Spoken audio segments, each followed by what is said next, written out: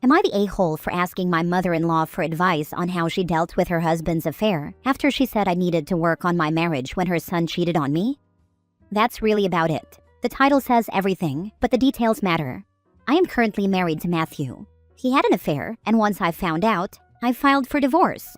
There wasn't a dramatic confrontation at first or a long back and forth, just the realization that the marriage was broken beyond repair.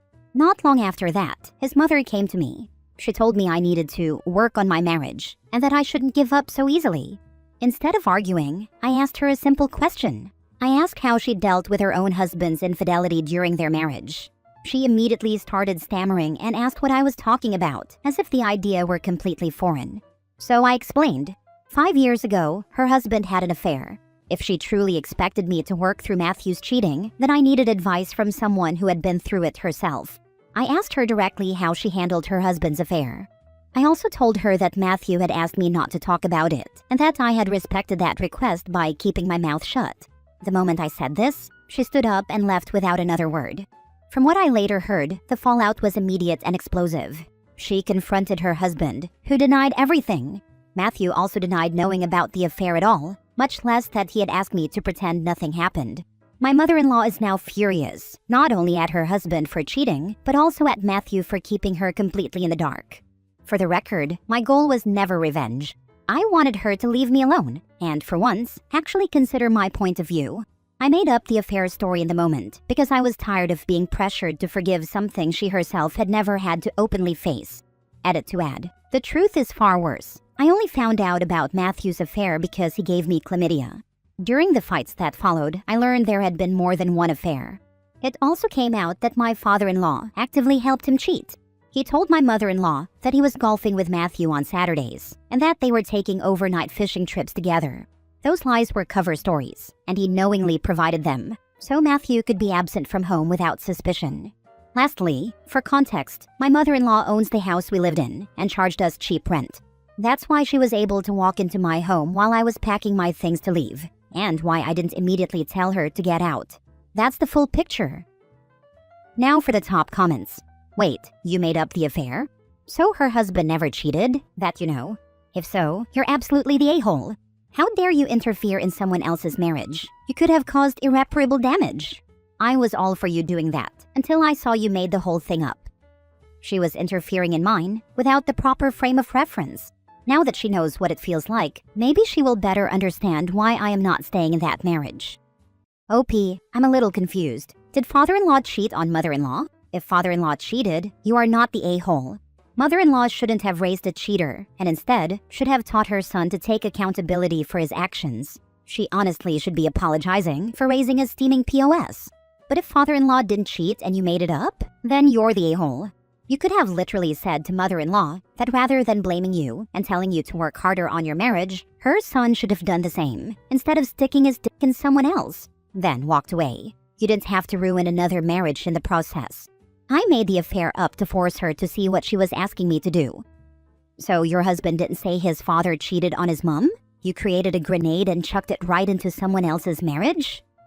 I did. She couldn't understand how her son made me feel. I wanted her to know, before she kept pushing for reconciliation. Okay, at first I thought, not the a-hole. Then I read that you made it up and thought you're the a-hole. Then I read that the father-in-law helped cover up your husband's affair. Not the a-hole. That family is toxic. Everyone sucks here. Here are the reasons, in order from least bad to worst. 1. OP for lying to her mother-in-law about her father-in-law having an affair. 2. Mother-in-law for telling her daughter-in-law to stay in the marriage and not talking to her own son about what he did to kill the marriage. 3. Father-in-law for helping his son cover up the affair. 4. Husband for cheating, and everything that followed. Next story. Am I the a-hole for congratulating my family on losing me and keeping my cheating ex-girlfriend? I, 23 male, dated Hannah, 23 female, for 7 years. I loved her, and we lived together for 3.5 years when I found out she was cheating on me. It wasn't one time or one person either. She had been cheating for years, and there were 3 guys that I know about. One of them got her pregnant and then dumped her, which is the only reason I found out she was cheating. Why did she cheat? She didn't want to be with me anymore, but she didn't want to lose my family because they treated her better than her own family treated her. Even before we started dating, she loved my family. and now I question whether she dated me just to have my family in her life. I ended things with Hannah as soon as I found out about the other guys, and she admitted to cheating for several years with 3 different men. Whether that's the whole truth, I'll never know. At first I thought my family would be on my side, cut her off, and be there for me. But after 6 weeks, I discovered that my mom and my sister were talking to Hannah every day and checking on her. Then Hannah was invited back to my parents' house for dinner, and my sister and she kept up the girls' days they used to have when Hannah and I were together. I talked to my family about it, and they told me they couldn't let Hannah go because she had been part of our family for so long. We argued about it, and I told them I was hurt that they would stand by her. They asked me to consider how alone she was and how much they loved her. They insisted on including her in the family. I told them they couldn't have both of us, stopped showing up to family functions and dinners, and refused to hang out. Part of me hoped it would make them apologize and kick her to the curb, but it didn't. So I made the choice to disown my family, and I blocked them on social media and on my phone. Before I took that step, I went to get some of my belongings from my parents' house. I told them and 2 of my siblings what I was going to do, and they accused me of overreacting and throwing a toddler's tantrum. Then they said I was worse than a toddler because I wanted to hurt them. I told them it wasn't about hurting them, but about their lack of consideration for me as their brother and son. I followed that by congratulating them on losing me and keeping Hannah, and I made a comment about how they cared more about that than about me. They kept saying I was unfair, that I was behaving like a little boy instead of a grown man, and that I should use conflict resolution instead of petulant behavior. I ignored it all and blocked them, as I said above. There were more messages in between where they made it very clear that they were unhappy and felt I was being a brat. I don't know if congratulating them and commenting that they cared more about Hannah than me was childish and petulant, or if I was justified in saying it. I want to believe I'm not an a-hole, but maybe I am. And maybe I'm acting immaturely in reaction to them keeping Hannah in the family. Am I the a-hole? Edit to add, my whole family is choosing Hannah. I want to make it clear that it isn't just my mom and sister that I mentioned specifically, but my entire family, my dad, brothers, and my other sisters. I think they don't believe you'll take your promise to no longer contact them seriously. That's why they're reacting this way and thinking it's just you being dramatic. They can learn the hard way then. There's no coming back from this. And whenever you have milestones, getting married, having kids, buying a new house, they'll find out and reach out and ask why you never said anything. Just ask how the ex is doing. They won't be able to get in touch with me to ask those questions. If they have them, they can sit and reflect, or maybe look around the happy family dinner table, see Hannah, and know why they're no longer a part of my life. If she stays around, Hannah may ditch them at some point. She could, but I feel like she's too into having a family who'll apparently stand by her no matter what. She will trade them in for her next partner's family the minute they like her. Then your family won't have Hannah or you anymore. I have 3 boys, and I would never prioritize a cheating ex over any of them. I hope you find a new chosen family to support you. Not the a-hole. Last story. Am I the a-hole for buying a house and moving my family out of my mother-in-law's house? Background. My wife, 36 female, has 3 siblings. First brother, 35 male, sister 28 female, and second brother, 22 male. Before COVID, my father-in-law passed away, and my mother-in-law was devastated by it. At the time, sister and second brother were still living at home, and second brother was still in high school. I convinced my wife to move us and our daughters in with my mother-in-law to help her take care of things, bills, house upkeep, etc.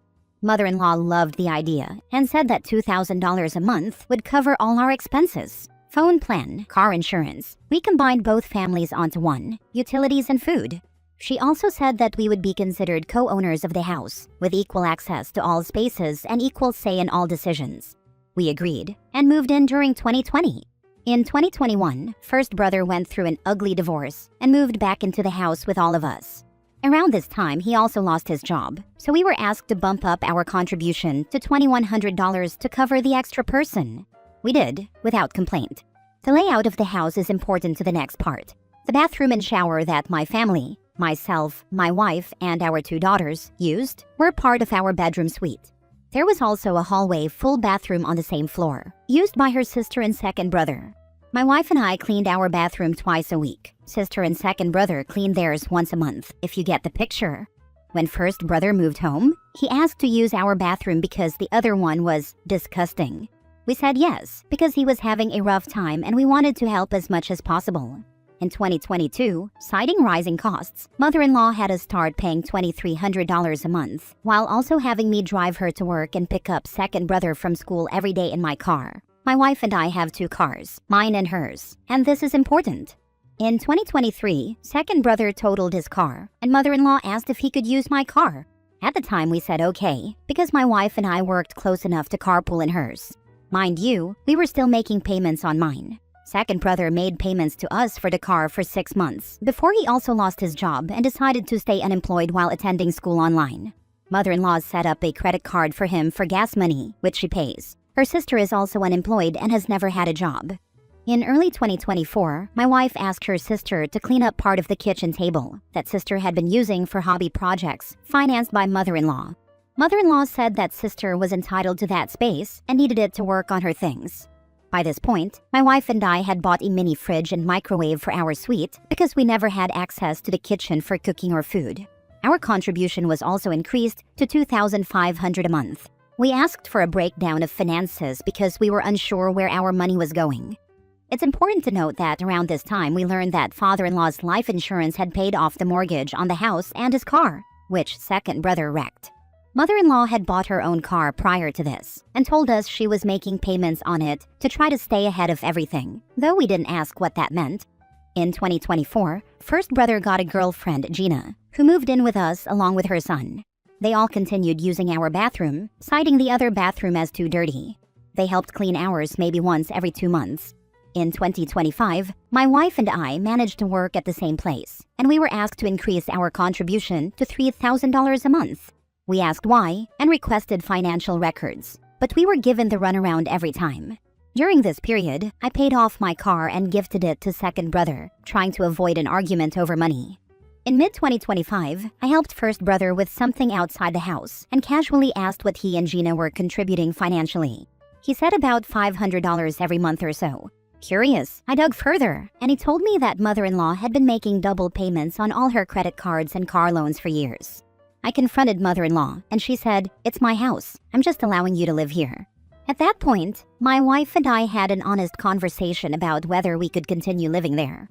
My wife had been written into mother-in-law's will for co-ownership of the house with her sister, since sister has never had a job or even a driver's license, and mother-in-law wanted to make sure she always had somewhere to live. In late summer 2025, my wife and I got a unique opportunity to buy a house with a perfect layout, 5 minutes from our work, and in a great school district. We started the process and told the family. Mother-in-law yelled at us, calling us liars and promise breakers, accusing us of refusing to do what we promised. She said we were abandoning the family, abandoning our responsibilities, and proving ourselves to be untrustworthy. We continued moving forward in the process, got the keys to the house, and moved over Thanksgiving. Only my wife's cousin, who lives 4 hours away, came to help us. The rest of the family mostly ignored us. On the last day of moving, there was a huge snowstorm, and I was at my mother-in-law's house loading the truck alone. My wife, daughters, and cousin were at the new house unpacking boxes and trying to get things set up. First brother and second brother came outside and made snowmen while I was loading the truck, and when I asked for help, they both claimed they were busy. Mother-in-law saw me once and complained that I'd gotten the floor wet from snow. I left, and nobody said goodbye. For the record, I picked up the moving truck at 11 a.m. and returned it at 11:58 p.m. During this time, my wife and I fully separated our finances, phone and car insurance, before we moved into our house. In the first week of December, mother-in-law contacted us and said that we owed her $1,000 a month for the next year to cover our living expenses and the sudden move. We said no, we don't live there anymore, and she responded, "When you fail, you can't come back." After that, she only texted my wife in group chats with my wife's aunts and grandmother, but never directly. We haven't seen her since, even though we had planned activities together that she later had to abandon due to no longer being able to afford it. My wife is devastated because she had a good relationship with her mom up until this point, and now feels like she was just being used for money. For the record, everything we pay now, combined, comes out to less than $3,000 a month. So, am I the a-hole for moving my family out? Not the a-hole, but you both need to get a backbone. No disagreement here. Part of the reason we did this is that we realized how much we were being taken advantage of and got fed up with it. Your wife did not have a good relationship with her mother prior to the move. She had a transactional relationship where your family got fleeced. Not the a-hole, and good on you as parents for taking care of your family. Enjoy your life. Not the a-hole for buying a house, but you are an a-hole for one very important thing. You say you convinced your wife to move in with mother-in-law? WTF. I thought I was doing the right thing by helping family. My wife was just worried about changing our daughter's school districts. It turned out not to be so bad, but it was a legitimate concern at the time. No, not the a-hole. It was the best thing you could have done for your family. Yes, mother-in-law was using you to subsidize everyone else's living expenses. And your wife is understandably upset realizing this. Send back the invoice, indicating there was no agreement or obligation for rent beyond the time you lived in the home. Also note that you are disappointed she used you to subsidize her other children, and that you would be happy to send her an invoice for the car you provided to her child. I would also address how severely hurt her daughter is by realizing that mother-in-law was only using her financially. Unfortunately, your wife's whole family sucks. They were all using you for money. I would go low to no contact with them and have your wife focus on building a network of friends around your immediate family. Best wishes that she recovers from her family's financial abuse, and that you both learn to say no when it comes to anything financial.